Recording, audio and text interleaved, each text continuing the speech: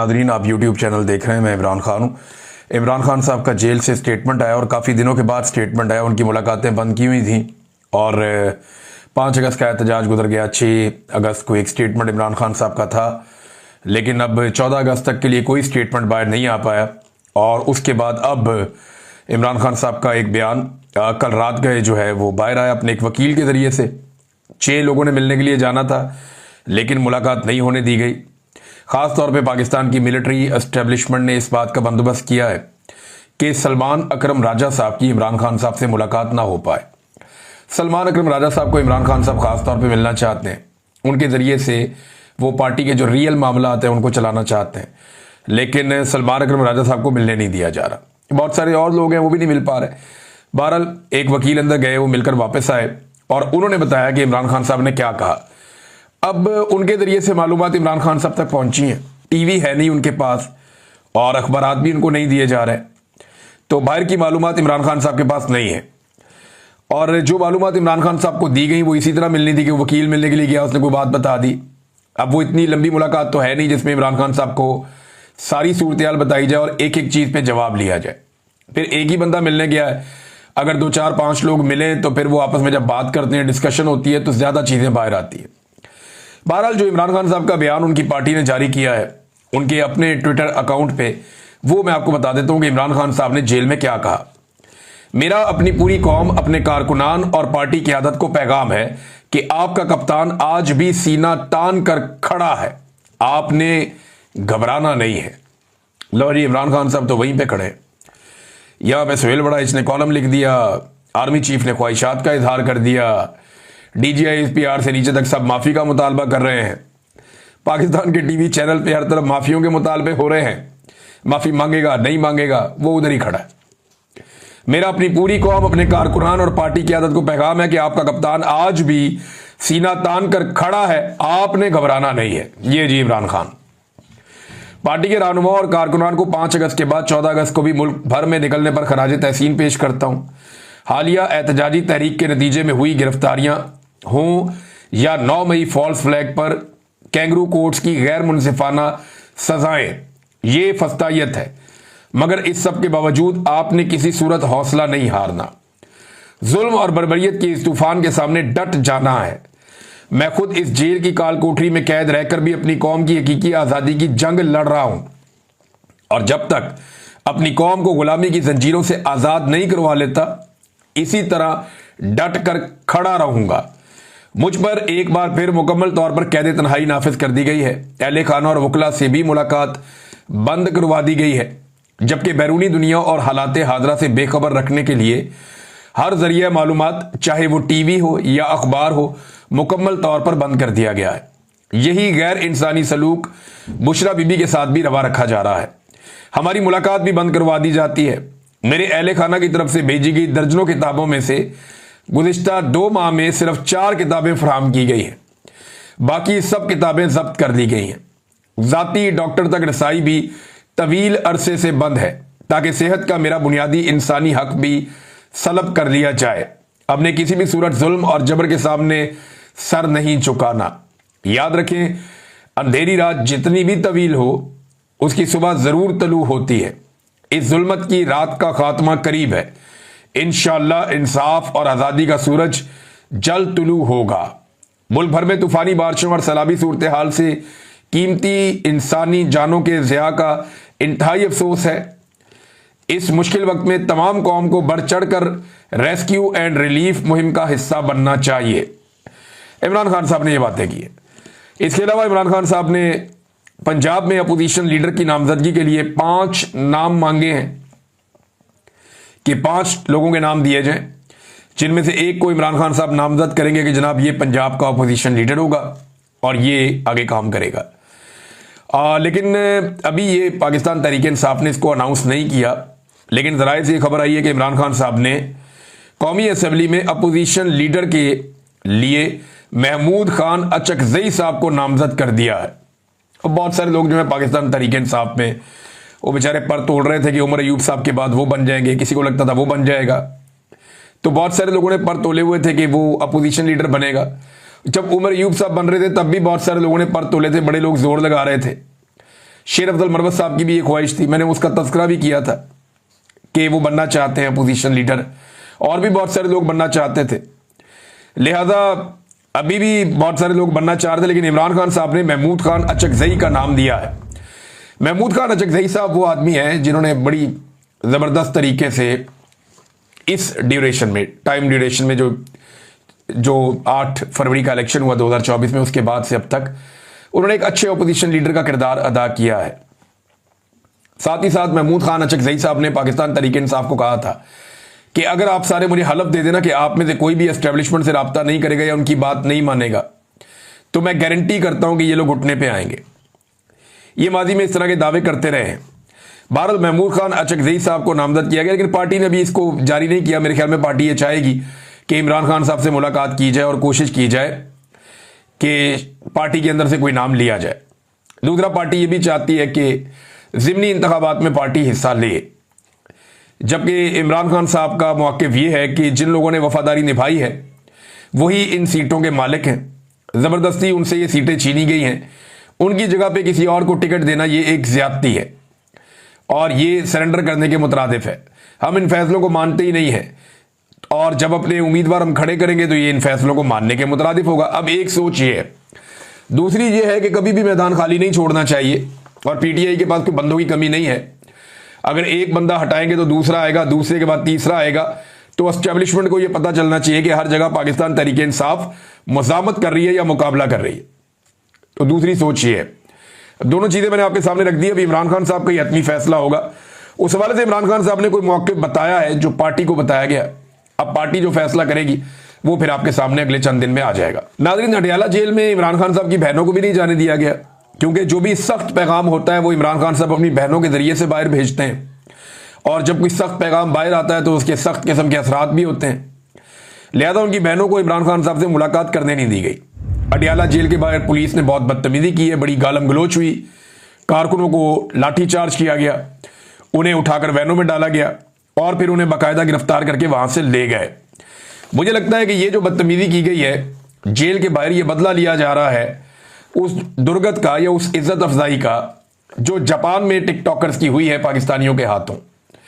क्योंकि पाकिस्तानियों ने जापान में टिकटॉकर्स की बड़ी टका के इज्जत अफजाई की है, और यानी ये इनको इस सूरत का सामना क्यों करना पड़ रहा है? जाली हुकूमत है ना, इनके पास मैंडेट नहीं है तो लोग रिएक्ट करते हैं। अगर कोई हुकूमत मैंडेट के साथ हो और वो जाए और उनके ऊपर लोग ऐसे करें तो हमेशा उसकी मजम्मत करनी चाहिए। लेकिन ये लोग, इनके पास मैंडेट ही नहीं है, और जब मैंडेट नहीं है तो लोग रिएक्ट करते हैं कि जब इनको तो हमने वोट ही नहीं दिया, ये कहां से हमारे पैसों से फिर रहे हैं, हमारे पैसे लेकर कहां पे घूम रहे हैं। तो वो उनको ऐसे देखते हैं जैसे कोई चोर जा रहा है, फिर वो इनके साथ ज्यादती करते हैं।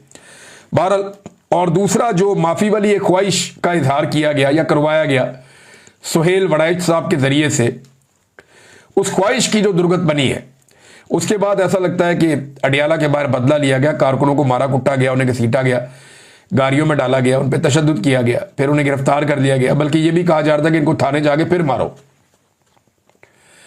अब ये एक जुल्म है। देखिए, कायदे आज़म की तस्वीरें लेकर लोग निकलते हैं, लोगों पे मुकदमा दर्ज हो जाते हैं, कितनी अफसोसनाक बात है। इमरान खान साहब की बहनें वहां पे मौजूद रही सारा दिन, उन्होंने बड़ी कोशिश की कि इमरान खान साहब से उनकी मुलाकात हो जाए, लेकिन उनकी मुलाकात इमरान खान साहब से नहीं करवाई गई। और अलीमा खान साहब ने कहा कि हम अपने भाई के लिए परेशान हैं, कोई शौक से तो हम यहां बैठने नहीं आए।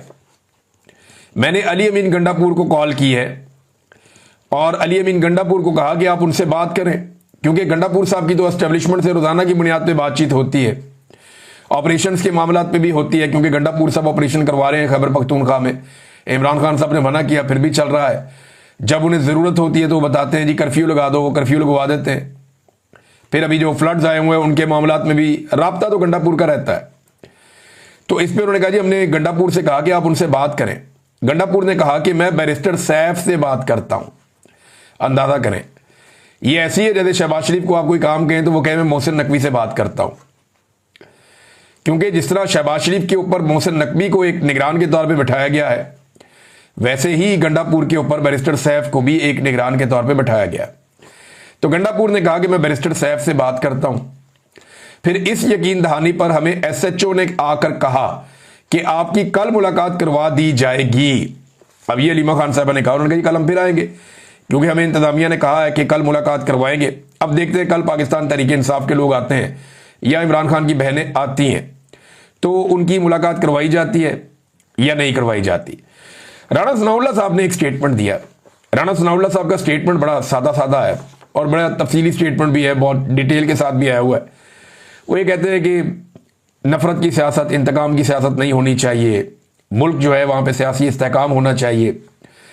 इसका मतलब यह है कि उन्हें इस बात की समझ आ गई है कि सियासी अदम इस्तेहकाम ख़त्म नहीं होगा जब तक कि इमरान खान साहब को रिहा नहीं किया जाएगा, और जब तक इमरान खान साहब नहीं चाहेंगे तब तक ये अदम इस्तेहकाम रहेगा। वजह यह है कि मैंडेट इमरान खान के पास है और अवाम इमरान खान को फॉलो कर रही है, उनके पीछे चल रही है। राणा सनाउल्लाह ने कहा कि मुस्लिम लीग नून इंतकाम की सियासत पर यकीन नहीं रखती। आप इमरान खान साहब की सूरत हाल देख लें, ये जो कुछ भी हो रहा है नून लीग की हुकूमत इसमें जिम्मेदार है। तो ये इंतकाम नहीं है तो और क्या है? खवातीन पर जो तशद्दुद किया जा रहा है, जो चादर और चार दीवारी का बार बार तकद्दुस पामाल किया जा रहा है, सबसे ज्यादा पंजाब में होता है ना, या इस्लामाबाद में होता है जहां नून लीग की हुकूमतें हैं। यास्मीन राशिद से किस बात का बदला लिया जा रहा है? एस्टेब्लिशमेंट ने तो आज से कुछ अर्सा पहले हाथ खड़े कर दिए थे। उन्होंने कहा था कि यास्मीन राशिद को और ज्यादा हम दीवार के साथ नहीं लगा सकते, इतनी ज्यादती हमने कर दी है, इससे ज्यादा हम क्या ज्यादती करें खातून के साथ। तो एस्टेब्लिशमेंट से आज से चंद महीने पहले, ये मैं अप्रैल की बात आपको बता रहा हूं, कि एस्टेब्लिशमेंट ने हाथ खड़े कर दिए थे, लेकिन नवाज शरीफ साहब ने कहा कि ये खातून अगर बाहर आ गई तो मेरी जलालत हो जाएगी। तो ये इंतकाम अगर नून लीग नहीं ले रही तो और कौन ले रहा है? सहाफियों पर पाबंदियां लग गई हैं, पीका जैसा खौफनाक कानून आप लेकर आ गए हैं, जुल्म और बर्बरियत चल रही है। शहीद अरशद शरीफ वाले मामले में मरियम नवाज ने उनकी लाश का मजाक उड़ाया था, और बदला क्या होता है? राणा सनाउल्लाह साहब, बदतरीन बदला नून लीग ले रही है और नून लीग बदला लेने में यकीन रखती है। अगर यकीन नहीं आता तो नवाज शरीफ का फेवरेट एसएचओ कौन है? ये देखें आप, ये नवाज शरीफ का फेवरेट एसएचओ जिसकी तस्वीर नवाज शरीफ के साथ है। अब सिर्फ आप इस आदमी के कारनामे चेक कर लें, इस एसएचओ के, तो आपको आइडिया हो जाएगा कि नून लीग और नवाज शरीफ की सोच क्या है, कि उनका फेवरेट एसएचओ क्या कर रहा है। वहां से आपको आइडिया हो जाना चाहिए। एहतशाम अली अब्बासी साहब लिखते हैं अपने ट्वीट में कि इस्लामाबाद पुलिस का अगवा बराए तवान में मुलव्वस नून लीगी सब इंस्पेक्टर अशफाक वड़ाइच थाना गोलड़ा से एसएचओ शहजाद टाउन तैनात कर दिया गया। याद रहे, अशफाक वड़ाइच को इस्लामाबाद हाई कोर्ट के हुक्म के मुताबिक नौकरी से बर्खास्त करने के अहकाम जारी किए गए थे। इन पर इल्जाम था कि उन्होंने गौरी टाउन से एक शहरी को अगवा किया, 9 माह इसे हब्से बेजा में सीआईए सेल में रखा, 10 लाख रुपए तावान मांगा और मामला 5 लाख में तय पाने के बाद दीदा दलेरी से थाना सेक्रेटेरिएट में रकम वसूल करके वालिद के हवाले किया, जिसकी सीसीटीवी फुटेज हाई कोर्ट में मोहसिन अख्तर कियानी साहब की अदालत में पेश की गई, जिस पे इनके खिलाफ अदालत ने एक्शन लिया। बस यही नहीं, अशफाक वड़ाइच के कारनामों की एक तवील फहरिस्त है। एक मरतबा डिस्ट्रिक्ट कोर्ट ने एक मुकदमे में पाकिस्तान तहरीक इंसाफ के वर्कर्स को डिस्चार्ज किया, मगर अशफाक वड़ाइच ने अदालती अहकामात को पसे पुश्त डालकर जुडिशल कम्प्लेक्स के बाहर इन्हें फिर से गिरफ्तार कर लिया और कवरेज करने वाले सहाफियों को भी धमकियां लगाई, पीछे हट जाओ नहीं तो तुम्हें एहतजाज केस में गिरफ्तार करवा दूंगा। इसके अलावा एयर कोमोडोर सज्जाद हैदर और उनकी बेगम से भी इसी अशफाक वड़ाइच ने खुल्लम खुल्ला बदतमीजी और गालम गलोच की थी और गिरफ्तारी की धमकियां भी देता रहा। एक मजीद वाकया आपको याद होगा कि पाकिस्तान तहरीक इंसाफ के कारकुनों खवातीन पे क्रैकडाउन के वक्त एक रात 1:30 बजे राणा सनाउल्लाह ने प्रेस कॉन्फ्रेंस की थी और कहा था कि पीटीआई की जेल में मौजूद खवातीन के साथ कोई बुरा सलूक नहीं हुआ। इस दिन दरअसल हुआ यह था कि इसी नून लीगी एसएचओ अशफाक वड़ाइच, जिसने पीटीआई की जेल में मौजूद खवातीन के साथ छेड़छाड़ की और उनको रेप की धमकियां दी, जिसके बाद वो वाकया बाहर लीक होता। इससे पहले राणा सनाउल्लाह प्रेस कॉन्फ्रेंस करने आया और उसको झूठ करार दे दिया। डॉक्टर मारंग बलोच भी इसी नून लीगी एसएचओ अशफाक वड़ाइच के थाने में कैद थी। डॉक्टर मारंग बलोच पर भी अपने 3 साथियों से मिलकर तशद्दुद किया। इस दौरान हामिद मीर के साथ भी इसी एसएचओ ने बदतमीजी की। शेख रशीद के मामलात भी इसी एसएचओ ने किए और शेख रशीद ने अदालत में इनके खिलाफ दरखास्त भी दी और उन्होंने कहा तुम्हें सबक सिखाने में आया हूं। शेख रशीद को रेड के दौरान पुलिस अमला 3 आईफोन, 3.25 लाख की रकम, 6 घड़ियां और मुलाजमीन के फोन भी छीन कर ले गए। इमरान खान साहब की अदालतों में पेशी के दौरान साथ आए वर्कर्स के बाहर पार्किंग में खड़े मोटरसाइकिल की तोड़फोड़ की वीडियो भी इशफाक वराइच की ही वायरल हुई थी। और पतंगबाजी के हवाले से इसी ने एक मज़ायका खेज ऐलान भी किया था मस्जिद से, जिसमें इसने कहा था जिसका बच्चा पतंगबाजी करता हुआ पकड़ा गया उसके बाप पर पर्चा दूंगा, सड़क के दरमियान खड़े करके जूते मारूंगा और उसका घर भी तोड़ दूंगा। बड़े कारनामे हैं जनाब, ये अगर बदला नहीं है तो और क्या है। और ये मियां नवाज शरीफ साहब का फेवरेट SHO है, फोटो भी मियां साहब के साथ है। दोनों के चेहरों की जो खुशी है ना वो देखने के लायक है। अब ये तो था नवाज शरीफ साहब का SHO। नाज़रीन एक चीज आपके सामने और रखता हूं, SIFC, इसको लोग कहते थे सफेद हाथी है, इसको लोग कहते थे लंगड़ा घोड़ा है। इसके बारे में लोग कहते हैं कि ये बना तो लिया पाकिस्तान के फील्ड मार्शल आसिम मुनीर साहब ने और बड़ी ख्वाहिश के साथ बनाया था और पूरी कोशिश की इसको कामयाब किया जाए, लेकिन इसने नाकामी के वर्ल्ड रिकॉर्ड कायम कर दिए हैं SIFC ने। यानी जिस चीज को हाथ लगाते हैं, यानी हीरे और सोने को हाथ लगाता है तो मट्टी कर देते हैं। हालात आप यहां से चेक करें कि मुल्क में सरमायाकारी 50 साल की कम तरीन सतह पर पहुंच गई। इस इदारे ने सरमायाकारी लेकर आनी थी। मुल्क की तारीख में पहली बार 50% कपास की फैक्ट्रियां गैर फाल हो गई। इस इदारे ने पाकिस्तान में ज़राअत को ठीक करना था। किसान इतना परेशान माजी में कभी नहीं था जितना अब परेशान है। इस इदारे ने किसान की हालत बदलनी थी। सियाहत के मामला को इन्होंने बेहतर करना था, अपने हाथ में ली। सियाहत कहां से कहां पहुंच गई। इंडस्ट्री, सियाहत, मुल्क के हालात, हर चीज जो SIFC से जुड़ी हुई है वहां पे एक बड़ा फेलियर है। हत्ता कि जो सेंट्रल कॉन्ट्रैक्ट का ऐलान हुआ खिलाड़ियों के, कोई भी खिलाड़ी ए कैटेगरी का अहल नहीं हो सका और ए कैटेगरी खत्म हो गई। बाबर और रिजवान की भी तनजली हो गई। अब नाज़रीन मैंने आज से कुछ अर्सा पहले क्रिकेट का बाइकआउट कर दिया था मोहसिन नकवी की वजह से कि एक इंतहाई नॉन प्रोफेशनल आदमी, उसकी ख्वाहिश के तौर पे उसको पाकिस्तान के मिलिट्री एस्टेब्लिशमेंट ने बिठाया हुआ है PCB के चेयरमैन के तौर पे। हालांकि उसे कख नहीं पता PCB का, पाकिस्तान क्रिकेट बोर्ड की उसको अलिफ बे भी नहीं पता, ना उसने कभी जिंदगी में क्रिकेट खेली है, ना उसको क्रिकेट की समझ है। कहां एक प्रोफेशनल प्लेयर था यहां पे और कहां पे एक ऐसा आदमी जो नाबल्द है बिल्कुल इस खेल से। अब देखिए ना, पाकिस्तान के बाद दुनिया के बेहतरीन बॉलिंग अटैक भी है, बहुत अच्छे बॉलर्स हैं, बड़े तेज बॉलर्स हैं, स्विंग बॉलर्स हैं, सीम बॉलर्स हैं, बड़ी अच्छी बॉलिंग करते हैं। मैं आपको 4-5 नाम भी ले सकता हूं इस वक्त जितने बेहतरीन बॉलर्स हैं। अब वो शाहीन अफरीदी है, नसीम शाह है, दूसरा है वो रऊफ है, एक दो और तेज बॉलर हैं, बड़े अच्छे आपके टॉप के बॉलर्स हैं। फिर जब आप स्पिनर पे जाते हैं तो वहां पे भी आपके पास ऑप्शन है। दुनिया के बेहतरीन बैट्समैन भी आपके पास है, बहुत अच्छे नहीं लेकिन फिर भी अच्छे बैट्समैन है। फिर टीम आपकी जा रही है बिल्कुल नीचे। वो वजह क्या है? एक मनहूसत पड़ी हुई है, एक नहूसत है जिसके बादल छट ही नहीं रहे। मोहसिन नकवी को 2 महकमे मिले हैं। PCB बेहतरीन प्लेयर होने के बावजूद क्रिकेट का बेड़ा गर्क कर दिया। दूसरा मिला वजारत दाखिला, बेहतरीन सिक्योरिटी फोर्सेज होने के बावजूद, कुर्बानी का जज्बा होने के बावजूद पाकिस्तान के दाखिली मामलात में तबाही और बर्बादी फेरती। यानी इस आदमी को जहां पे आप लेकर जाते हैं ना, वहां पे ये आदमी तबाही फेरता है। बज़ाहिर तो यही अभी तक दिखाई दे रहा है। और नालायक कोई एक इकट्ठा नहीं किया हुआ है, नालायकों की पूरी एक फौज जफर मौज है। यानी अगर आप मुर्तजा वहाब को देखें, कराची में उन्हें मेयर बनाया गया था जबरदस्ती। हालांकि इलेक्शन वहां पे पाकिस्तान तहरीक इंसाफ जीती थी और जमात इस्लामी ने भी अच्छी सीटें निकाली थी। पीपल्स पार्टी तो ना 3 में ना 13 में, लेकिन जबरदस्ती पीपल्स पार्टी का मेयर वहां पे बनाया गया कराची में। और अब सूरत हाल ये है कि जब बारिश के अंदर पूरा कराची डूब गया तो वो ये कहता है मैं बारिश रुकने का इंतजार कर रहा हूं, बारिश रुकेगी फिर जाके हम देखेंगे। यानी 1.5 घंटे की बारिश के अंदर पूरा कराची डूब गया।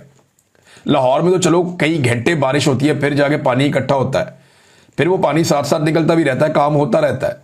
पेशावर में भी यही होता है, पानी इकट्ठा हो जाता है फिर निकल जाता है। लेकिन कराची के अंदर तो बेड़ा ही गर्क है। गाड़ियां जो है वो पानी के अंदर तैर रही होती हैं, हजारों गाड़ियां फंसी हुई हैं, लोग सड़कों पे परेशान हैं, लोगों की हालत पतली हो गई, घरों में पानी घुस गया, लोगों का करोड़ों अरबों का नुकसान हो गया। और वो कह रहे जी बारिश रुकेगी फिर मैं निकल के देखता हूं मैंने करना क्या है। एक से एक तोहफा मुसल्लत किया हुआ। वो गवर्नर है, वो नाच नाच के उसने रिकॉर्ड तोड़ दिए सारे। ऐसा नाचने वाला गवर्नर हमने अपनी जिंदगी में नहीं देखा था। लेकिन फैसल वाडा ने कहा कि उसके नट बोल्ट कसे गए हैं, उसका कोई सॉफ्टवेयर भी अपडेट किया गया, पता नहीं क्या किया क्या नहीं किया उसके साथ। लेकिन ये लेकर आने वाले भी एस्टेब्लिशमेंट वाले ही हैं और एस्टेब्लिशमेंट ने एक से बढ़ के एक तोहफा जो है वो पाकिस्तान पे मुसल्लत किया हुआ है। पाकिस्तान भर में नाजरीन इंटरनेट सर्विस मुअत्तल हो गई थी और उसका कोई रीज़न जो है वो अभी तक सामने नहीं आया। सामने आएगा, मैं आपके साथ शेयर ज़रूर करूँगा। पाकिस्तान टेलीकम्युनिकेशन कंपनी लिमिटेड की इंटरनेट सर्विस मुल्क भर में बंद होने की इतलात मौसूल हुई और ये तकरीबन शाम 4:30 बजे ये वाक़या हुआ कल।